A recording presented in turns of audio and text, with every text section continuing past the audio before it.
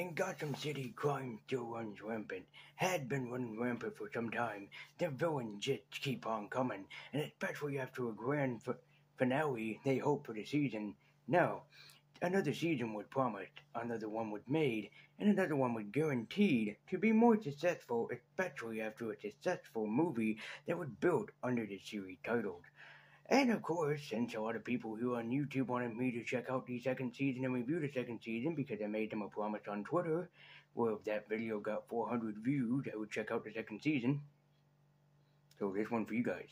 But Gotham City needed two guardian angels, one in little green tights, the other one with a big yellow bat symbol racing down the road in a black and red car, and with some other fancy technology that they get. Where did they get those wonderful toys? Well, ladies and gentlemen, welcome to another lazy review as we'll be checking out one of my favorite series and yours, and thank you so much for the views and keeping up with the promise. I'm surprised that you guys wanted this a lot more than, if I can grab the right, let's see, DVD here. I think that's it. And especially since you guys wanted that a lot more than, yeah, maybe in November. We'll just have to see. I'm keeping my eye on that video. But if my Mighty Morphin Alien Rangers can get 400 views, then I'll check out Power Rangers Zeo. That is a promise. 400 views for Power Rangers Zeo on my Mighty Morphin Alien Rangers review. But look no further. For Gotham City, the Guardian Angels have arrived. They're gonna keep fighting crime, and especially with some new villains on the rise. My friends, welcome to a laser review as I'm checking out one of my favorite series and yours. Please welcome back for Season 2.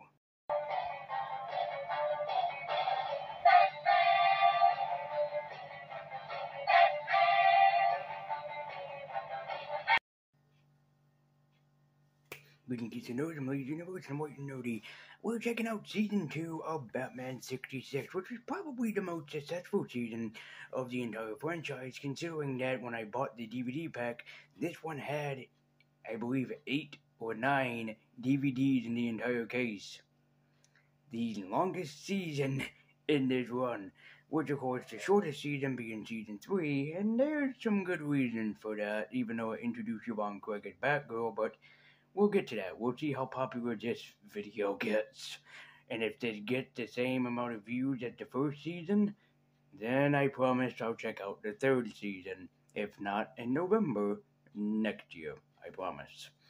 But it might not be ASAP. Just letting you guys know. So just be patient. So anyways, Season 2 of Batman has begun. The Creep Crusaders were back on the big screen, and also there were some very interesting episodes that had multiple crossovers that we'll talk about. This was something that the movie has inspired. Like, what if we just didn't have the one villain, but two villains? Ooh, the suspense is killing me.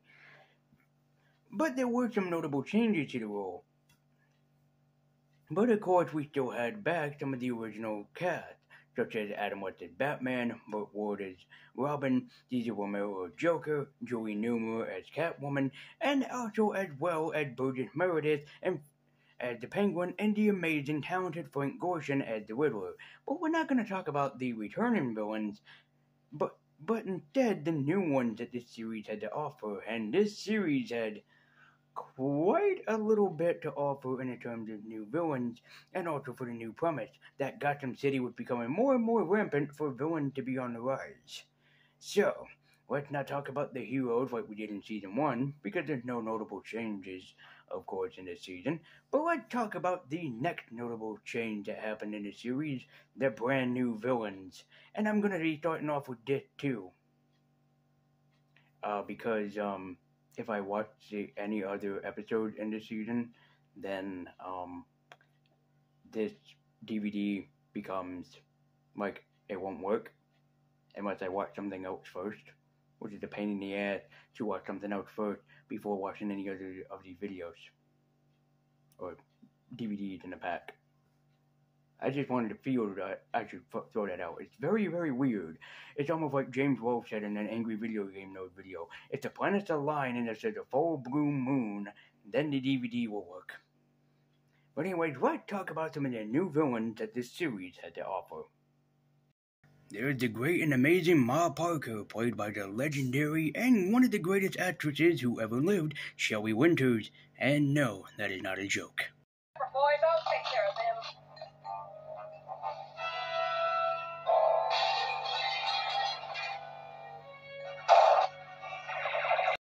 There is Clock King, played by the amazing Walter Swedek, who did an amazing job in the role as playing the sinister Clock King in the series. That fool Parkhurst. The sound of this mechanical sculpture covered up the buzz of the saber saw as it was cutting through his stronghold. The talented and legendary Vincent Price plays one of Batman's stranger foes, Egghead. No, seriously, that's Vincent Price.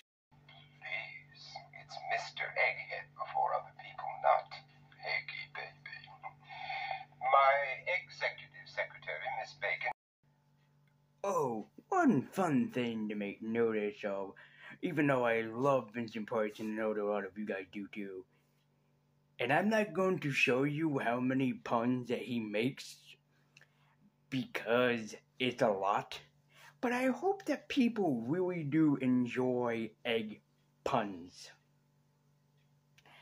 Because Vincent makes a excruciating lot of egg puns.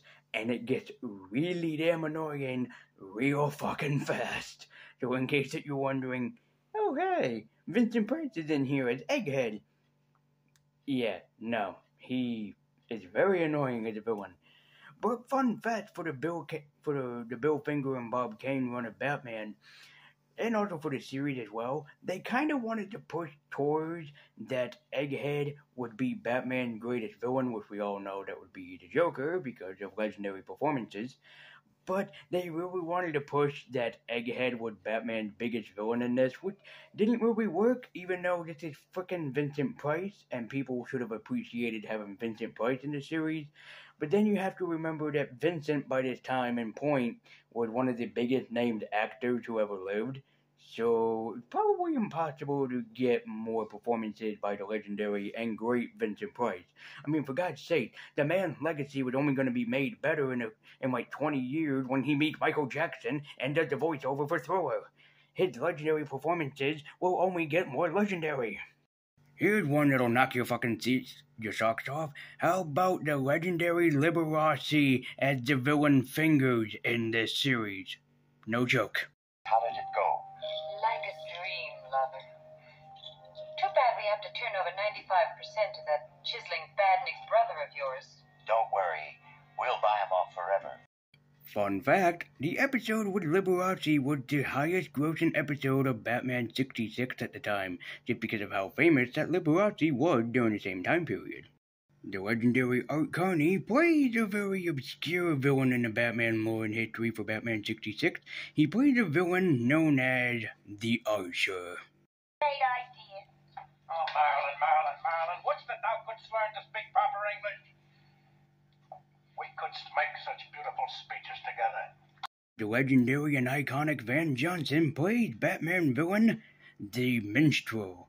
And Van Johnson's actually pretty good in the role, truthfully. City Stock Exchange Gentleman's Salvation is available.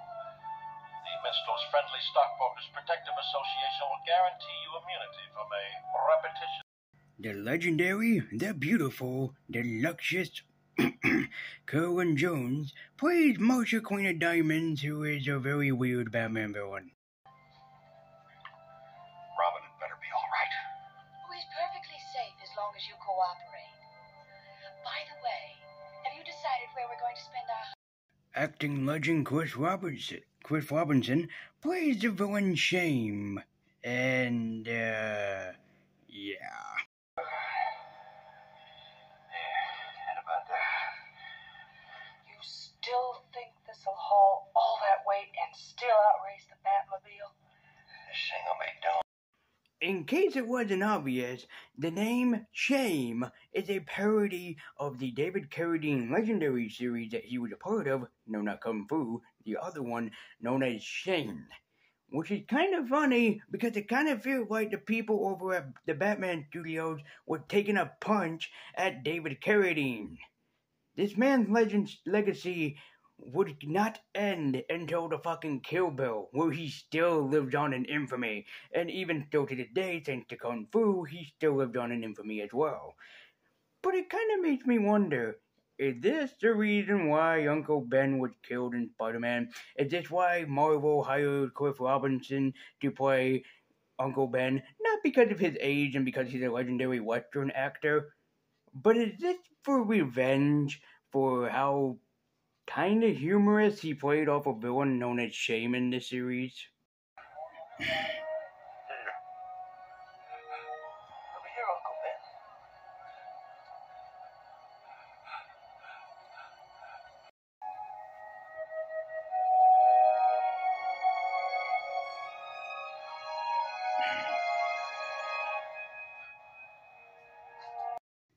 I made a lot of Spider-Man fans sad, or just comic book fans sad. I don't care. I live by the tears of sadness. Every new villain created for the series was a brand new threat for Batman and Robin to face off of. And in case you were wondering if I was going to talk about the legendary Adam West and Burt Ward again, not really the case, because they still was the same performance that was the same as the first performance. And as you know, Adam West is my favorite Batman, so it's kind of like repeating what I said. Adam is my favorite Batman because he's a Batman that people can look up to. You see this a lot in every episode with how Robin looks up to him. And yes, I know that Batman is technically Robin's father figure, but it still begs to differ that he still looks up to somebody that he can trust and, well acknowledged in the world. Someone that he can look up to and someone that he knows will protect him if things were to go wrong. Which is what I love about the Adam West Batman. But perhaps, while all the villain performances, some were goofier than others and some were more sincere than others, we're not going to take a look at the rest of the villains in this cast, which was my original idea, but it's like, that kind of would take too long because Season 2 had a lot of villains. So let's talk about probably the most infamous episode and the background behind this infamous episode, the team-up with the legendary Green Hornet series. Yes, this series did indeed have Bruce Lee and Van Williams in the driver's spot by sitting next to Batman and Robin. But why? One of the pink chip stamps factory of the same man, Kato. Involving a counterfeit stamp ring we are trying to crack? And undoubtedly knowing something about the missing Gotham Gothic. And I have a feeling that Batman... If both these actors were legendaries in their own rights, what made them want to team up with the Batman series? What happened to the infamous Green Hornet series? I'm just preparing you guys as up, so when I put my glasses back on, you will have feeling owned. Because since I love both the Green Hornet series, which I don't own, surprisingly, and the Batman series, I'm going to talk about why the Green Hornet series had to team up with the Batman series, and what happened afterwards. To be fair, the Batman 66 series was well successful, so studio decided to try another superhero that hasn't been seen for years. Much like the Shadow, the Green Hornet was a pulp hero. He was one that you would mostly see in like comic book side magazines as well as the Shadow. The Green Hornet wasn't really a hero, yet he wasn't really a villain either. More of like an anti-hero, kind of like the Punisher. He usually uses a gun, but very similar to DC's original Sandman, no, not the Lord of Dreams, he would knock out his own villains, and at times, yes, unfortunately, kill them. He had a sidekick from China named Kato. So, the series was created by a different studio that worked under Fox as well. Then they created the Green Hornet and Kato series by inviting Bruce Lee, and kind of his debut appearance, mind you, into the role as Kato from the Green Hornet long before Enter the Dragon, Fist of Fury, the Chinese Connection, and Way of the Dragon would put this infamous action superstar on the map. Same with the Game of Death, which unfortunately led to his untimely death. And Van Williams was a very infamous actor in of his own right to team up in this series. But yet it was short-lived, I believe only after 2 seasons. Why is that? Because the creator and some of the producers of the Batman 66 series felt like that the Green Hornet series was copying off of Batman. Well, in a sense it was, since there were two superheroes, much with their Black Beauty, their car, and also a array of special villains that were kind of played by special guest appearances, much like the Batman series. This was kind of stupid to have happen, so to try to save the series, they decided to team up with the Batman 66 series, and it didn't really happen. The Green Hornet series fell down the toilet and fell down the pooper until Seth Rogen came in here and killed the Green Hornet yet again with his movie back in 2008. You have been fucking owned by a 28-year-old nerd who had nothing else better to do but to read about the history of fascinating TV shows and cartoon and Power Rangers. What is my existence again? To be fair, the Green Hornet and Batman crossover episodes are some of my favorite episodes of the Batman 66 series, and for good reasons. But mostly the reason why it's on the list is my top 10 favorite is because I'm a fan of Bruce Lee, and also I did love the Green Hornet series when I finally checked it out. Batman was yet again a success. The series was at a high mark after the movie had been premiered. Children were happy that Batman was back on the television screen, away from being from the television screen by being on the big movie screen for quite a while. So Batman was finally back. The villains were more sinister in some areas and goofier in a lot of other areas. Look at Vincent Price or Roddy McDowell from season 1.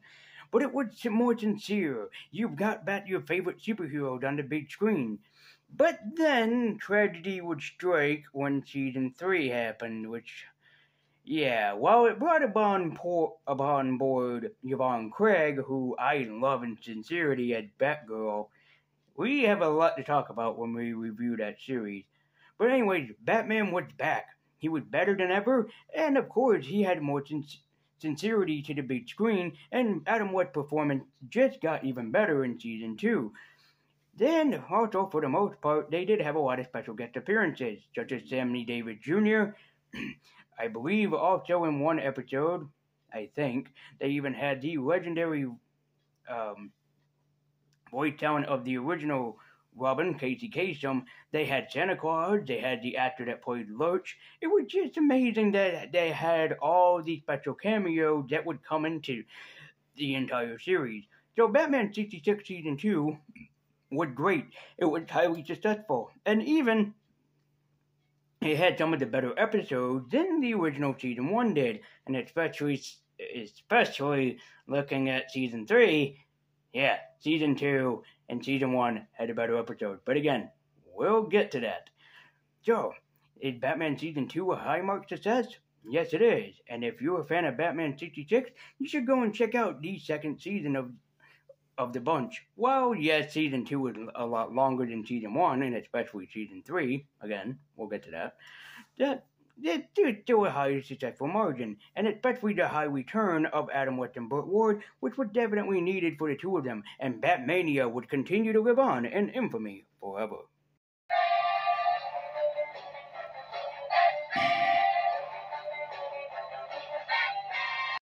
By the way, speaking of Lurch from the Addams Family, who did make a cameo guest appearance in this, I guess it's just because the actor was so famous, especially for being so tall and his legendary deep voice. By the way, did you know that the original Gomez Addams, aka John Astin, portrayed the Riddler in the series? I don't believe you? You're a crap of clock? I'm a crack of shit or a crap of clock? But if a crap of kip, it's a crap of cut in the world is the actual crock of shit. But in case that you don't believe me, then here, just have a look-see for yourself. You cringing knaves! Am I not the king? You are the king, Riddler! King! Breeze the... Just wanted to point that out to people in case if they didn't believe me, or in case that they thought I'd forget. No, I didn't forget. I knew that John Astin was from the Addams Family. He's quite a successful actor. He was also in Teen Wolf. What more do you want from me?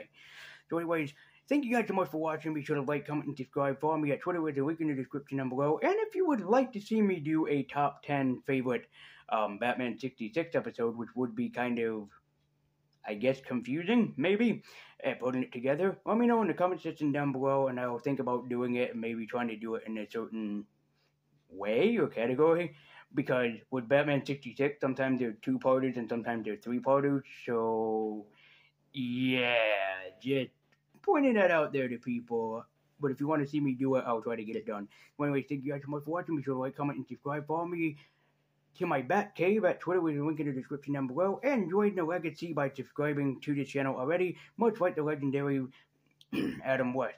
So, thank you guys so much for watching. Be sure to like, comment, and subscribe. I'm Legendary Liberace. I'm a waiting nudie. Keep your on. And as always, got some holy nostalgia, Batman. Season 3 will probably be talked about, if not in November next year. So thank you guys so much for watching. And holy crap, Batmans! Like this video and comment and subscribe. See you next time.